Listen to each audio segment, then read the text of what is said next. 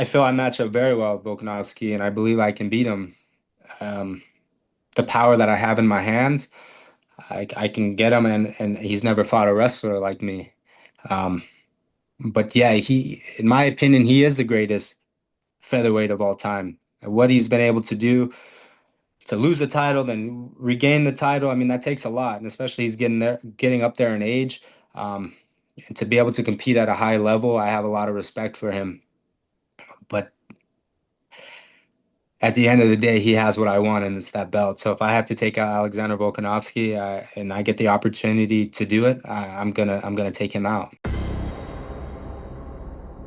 All right, everybody. The UFC returns to pay-per-view and to the windy city of Chicago, Illinois for UFC 319, and competing in the co-main event is this man right here making his highly anticipated UFC debut, taking on the unbeaten Lerone Murphy. Aaron Pico is here joining us just days before the event. Aaron, good to see you. How are you? I'm doing well. How are you? Everything good? Everything is good, my man. Yeah.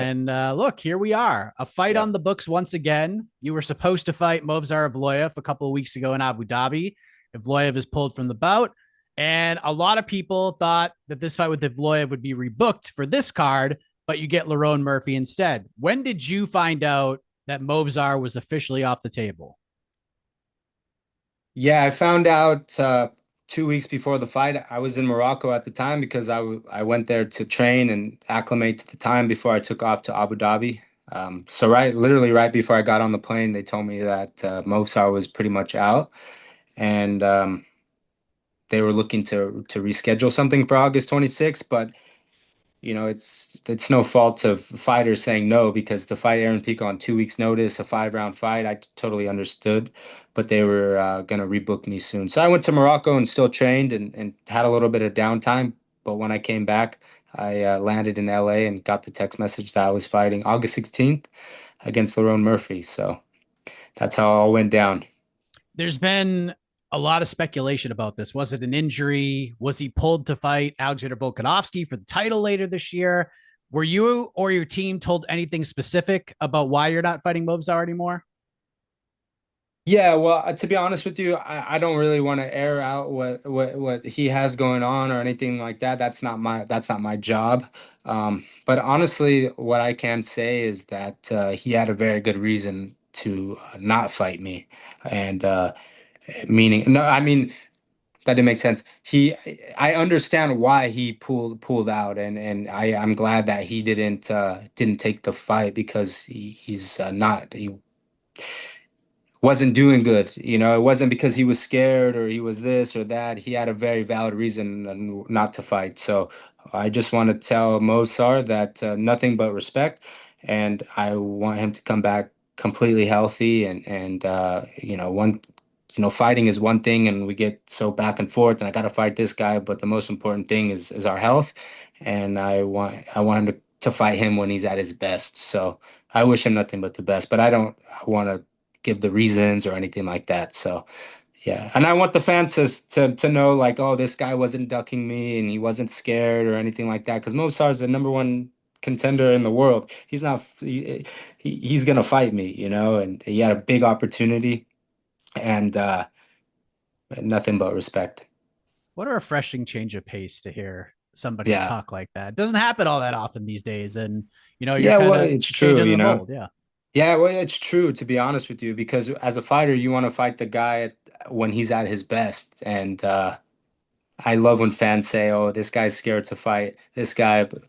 Yeah, we're scared, but we still go in there and fight anyways. It's a scary sport, but it is what it is. If it wasn't scary, everybody would do it. Exactly. Was it? Obviously, the respect aside, was it kind of a bummer to lose this fight with Movsar? Because a lot of people did feel that if you went in there and you handed him his first loss, you'd be fighting for the title next. Like it was such a big, big fight for the division and for you. You still get a big one on a big card, but was there a part of you that's like, all right, maybe the road to a title shot is just going to be a little bit longer and that's okay? Yeah, well, I was in training camp for 2 months, so I was focused on Movsar. I mean, he was embedded like in your daily life. You get to know the guy. You're Movsar. You say his name every single day. You watch tape on him. It's like an actor preparing for a role. You get into that mode, and you're like, I got to do this, I got to do that. And I was preparing for one guy. I mean, eh, getting out of bed, you're thinking about I got to go train because I'm gonna fight this tough guy from Russia named Movsar. When you're a little hungry and you're like, man, I got to make weight because I have to fight him. So he's ingrained in your daily life. You feel like you know him. I was getting to the point where I was like, shoot, I feel like Movsar is part of the family. Every conversation is about Movsar. He does this, he does that. I was like, so that's how it was. So then when you found out that you're not gonna fight him, you kind of go down a little bit because you're preparing.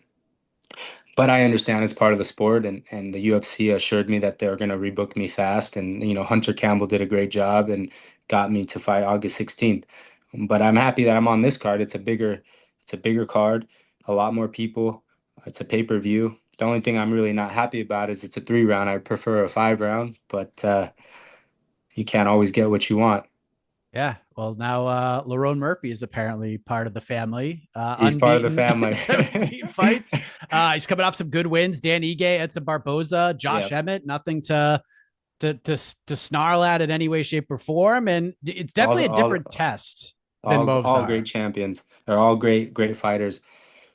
Yeah, I mean, it's a whole different style. But to be straight, I like fighting runners. I like guys that have good footwork. It really, I like that. And but yeah, he's gonna be a tough guy to figure out, especially early on. But I believe my wrestling's better, my grappling, and my striking. But I'm not taking him lightly or anything like that. You look at the guys that he's fought. Dan Ige, the Josh Emmett's, the Barbozas, and these guys are the best in the world, and he's beaten all of them. So yeah, no walk in the park.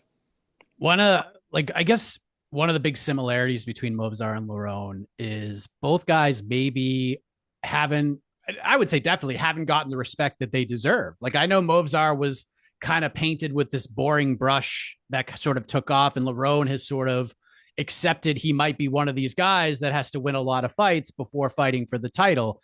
Yeah. You watch a lot of fights and a lot of tape. Do you think it's fair that these two guys are in that category of, hey, they're good fighters, but they're not getting the credit they deserve for how good they actually are in there? Yeah, that's a good question. I don't really put too much thought into that. I don't know. That's what the executives and stuff look for or why they don't do certain things. I mean, that's above my pay grade, so I don't really know. Um, but I've watched Movsar and I thought he was really exciting, to be completely honest with you. I think his grappling is good. His striking, he does the best that he can. He throws some hard shots. But at the end of the day, this fight game is a crazy world, and sometimes life isn't fair, and sometimes the day you realize that is the day you'll be happy. So I don't know. All I can focus on is doing my job. Are you surprised he took this fight on such short notice? Lerone? Yeah.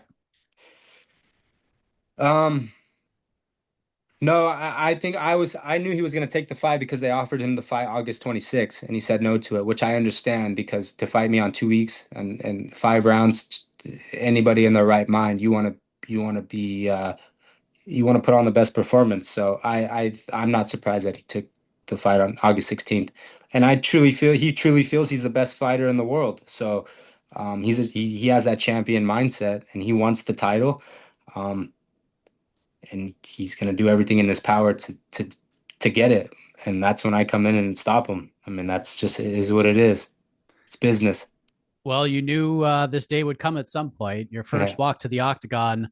How does this all play out? How do you plan on A, introducing yourself to new fans who have never seen you fight before, and B, reminding the more seasoned fans of who you are in your first fight in 18 months? I think at the end of the day, I just got to go out there and do my job. If you look at all my fights in the past, they're all exciting, and I can't put too much. I'm not putting pressure on myself. Like I got to do this, I got to do that. No, I have to go out there and fight like Aaron Pico. And when Aaron Pico fights, he's exciting. So, um, I just have to let my work speak for itself. And I know after August 16th, the fans, the UFC is gonna know why they signed me because I'm the best fighter in the world at 145 pounds. Do you have a new suit picked out for the post fight press conference? You always show up to the Yeah, post fight pressers well yeah, I dressed, do ready to go. actually. I do. I'm actually in California right now. Friday, I'm gonna go and make sure it's all good. Shout out to David August, the best suit maker in the world, in my opinion. And yeah, I'm gonna look fresh for the fight and the press conference. Couple last things, and I'm sure you've been paying attention because you watch a lot of fights, but we've seen the PFL tour, the Bellator transfers, and it's been a little bit of a tough run. Patricio Pitbull loses his debut. He did bounce back and beat Danny Gay, and we saw Patchy Mix come over, the former Bellator bantamweight champion. He loses his debut to Mario Batista. What was your reaction to that? I know like none of that stuff affects you personally, but I'm sure you saw what happened, and I'm just curious what you thought about it. Yeah, it affects me to be honest with you, like a little bit because I know Patchy Mix and to see and I know how much work he puts in. So I was bummed out for him. Um, because I know he's better than that. And I if you the fans probably don't know. I mean, he took the fight on a sh short notice, 2 weeks, 2.5 weeks, and he's not a small bantamweight. He cuts a lot of weight, so I'm sure the whole couple weeks was just preparing to cut weight. And he's a champion in Bellator, and he's a great fighter. I know he's gonna bounce back. Um, but as far as Patricio, fighting a guy like Yair Rodriguez is very tricky. I mean, it's hard to fight a guy that's unorthodox, that throws kicks from all over. Um, there were some things that I felt he could have done, but I'm not in the cage. But he redeemed himself. He fought Dan Ige, which is not a easy guy to take. He's got a lot of power in his hands as well. And yeah, I think they're going to be on their way.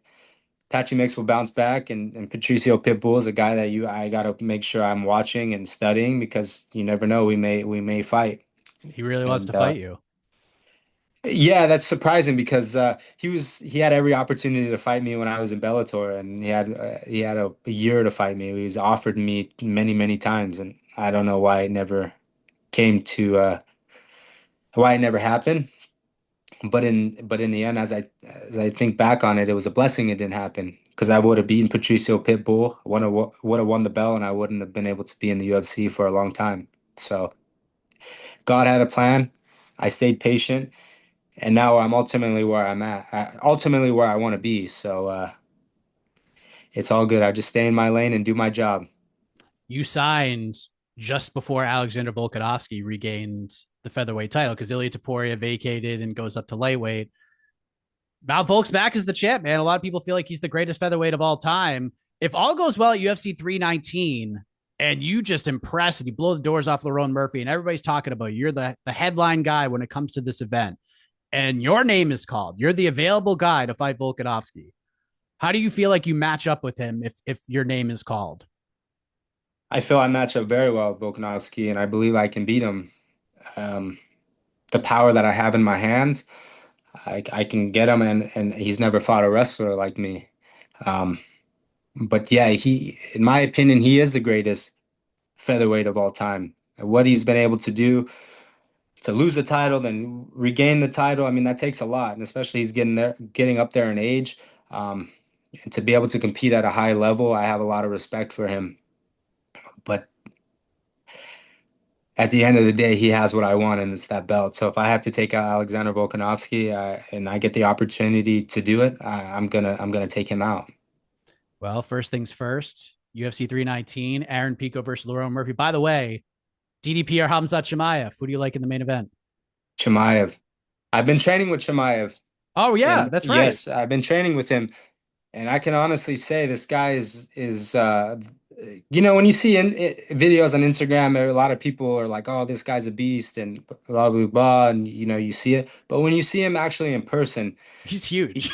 he's huge. He's a nice guy, but when it's time to work, he works hard and he pushes his body till like until he can't go anymore. He really does push himself, and being able to be in the same room with him and compete against him on certain exercises, it really up uh, my level because I'm like, man, this guy's trying to beat me. I'm trying to beat him, and we really pushed ourselves, and it was an honor to be able to train with him. So if it goes 5 rounds and it's the fifth round and it's who's got that dog in him, uh, Chimaev has it in him to go as many rounds as he needs to. But with that being said, he's going up against a guy that is just as game as him. But I would like to see Chimaev win, and I think he's capable of doing it.